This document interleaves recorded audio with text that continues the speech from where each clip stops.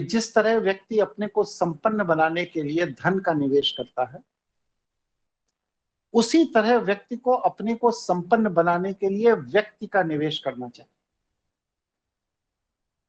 हम लोग धन के निवेश पर तो बहुत ध्यान देते हैं, लेकिन व्यक्ति के निवेश पर ध्यान नहीं देते। धन के निवेश से तात्पर्य यह है पूंजी। 1,000 रुपए लगा दिया, 50,000 लगा दिया, 5 लाख लगा दिया, 1 करोड़ लगा दिया, ये क्या है? धन का निवेश। लेकिन क्या उस 5 करोड़ को 8 करोड़ बनाने के लिए हमने वहां पर 5 व्यक्तियों को भी लगाया? नहीं लगाया। अपनी पूंजी को ग्रो करने के लिए, विकसित करने के लिए, आगे बढ़ाने के लिए, जिस तरह हम अपने व्यापार धंधे उद्योग में पैसे को निवेश करते हैं, उसी तरह क्या हमने अपने व्यापार धंधे उद्योग को विकसित करने के लिए व्यक्ति का निवेश किया है? और अगर आपने व्यक्ति का निवेश नहीं किया है तो ये निश्चित मान लीजिए कि आपकी पूंजी रोज कम होती चली जाएगी। अकेले आप बड़ी पूंजी नहीं संभाल पाएंगे। इसलिए जब भी एक निश्चित सीमा से अधिक पूंजी का निवेश आप कर रहे हो, तो यह परम आवश्यक है कि उस पूंजी को ग्रो करने के लिए, विकसित करने के लिए आपको योग्य व्यक्तियों का भी निवेश का साथ साथ करते चलना चाहिए। इस पर कभी ध्यान गया आप लोगों का? जी नहीं। कि पूंजी को जिस अनुपात में हम निवेश करते हैं, उस अनुपात में उस पूंजी को ग्रो करने के लिए हम व्यक्तियों का भी निवेश कर रहे हैं या नहीं कर रहे? नहीं गया ना? तो बड़े उद्योगपति बनने के लिए इस पर भी सबसे ज्यादा ध्यान रखना चाहिए, वरना आपकी पूंजी रोज डे बाई डे कम होती जाएगी और खत्म होगी। क्योंकि पैसे को मेंटेन करने के लिए भी एक योग्य व्यक्ति की जरूरत होती है। बहुत से लोग होते हैं जो लॉटरी में, अभी एक उदाहरण है कौन बनेगा करोड़पति में, एक आदमी 5 करोड़ रुपए जीता। सारे टैक्सेस देने के बाद 3 करोड़ 40 लाख रुपए उसको हाथ लगे।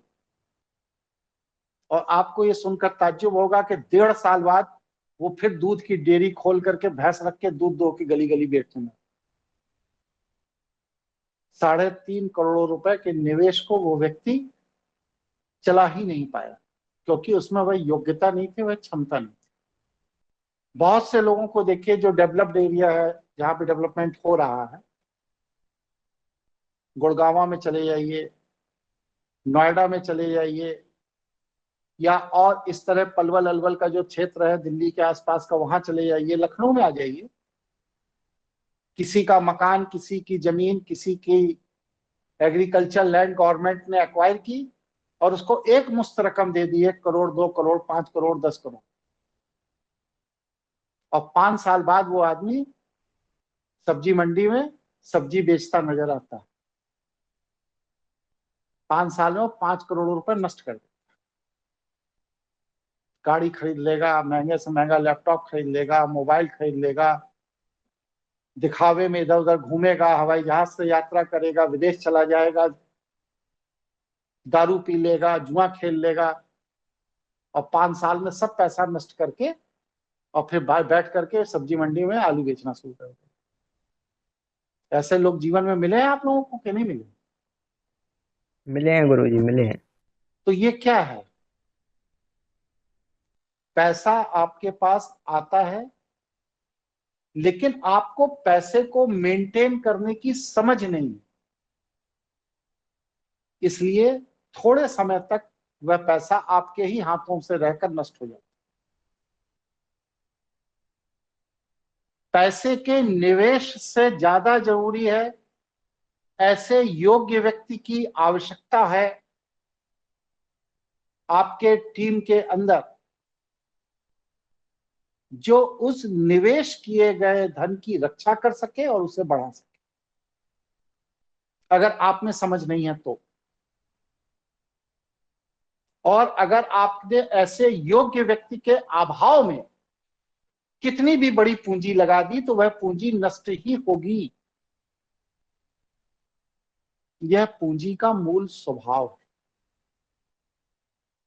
धन का यह मूल स्वभाव है कि अगर धन को विनियोग करते समय उसको बढ़ाने वाला योग्य व्यक्ति आपके पास नहीं है तो विनियोजित पूंजी कुछ ही समय बाद आपके हाथ से निकल जाएगी, नष्ट हो जाएगी और आपके हाथ में कुछ भी नहीं लगेगा। इसलिए धन की तरह, बहुत इंपॉर्टेंट बात है, ध्यान से सुनिए, अपने व्यापार में धन की तरह योग्य व्यक्ति को भी निवेश करिए, अन्यथा आपकी पूंजी नष्ट हो